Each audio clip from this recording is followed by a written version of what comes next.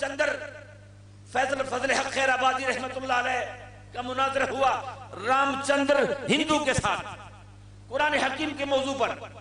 مناظرہ یہ ہوا جب آمنے سامنے آپ تشریف فرما ہوئے تو سامنے ہندو رام چندر بیٹھا تھا. وہ بہت بڑا عالم تھا ہندو کا.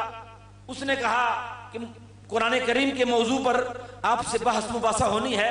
اے فضل حق خیر آبادی مجھے آپ ایک بات کا جواب دے دیں کہ مجھ سے آپ ہمارے جو کتابیں ہیں ان کے بارے میں آپ مناظرہ کرنا چاہتے ہیں. مجھے ایک بات تو بتا دیں کہ آپ کو ہمارے کتابوں کے کوئی حصے کچھ یاد ہیں؟ تو فضل حق خیر آبادی نے فرمایا کہ مجھے تمہارے کسی کتاب کا کوئی ایک ورقہ بھی یاد نہیں ہے, ایک ورقہ بھی یاد نہیں.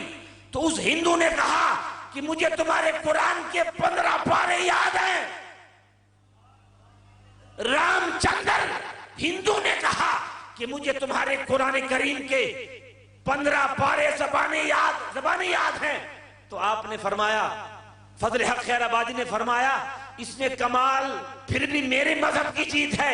یاد رکھنا مجھے تمہارے جو بوگس کتابیں ہیں, تمہارے بوگس کتابیں اتنے بوگس ہیں کہ ایک 17 بھی یاد کرنے کو دل نہیں چاہتا.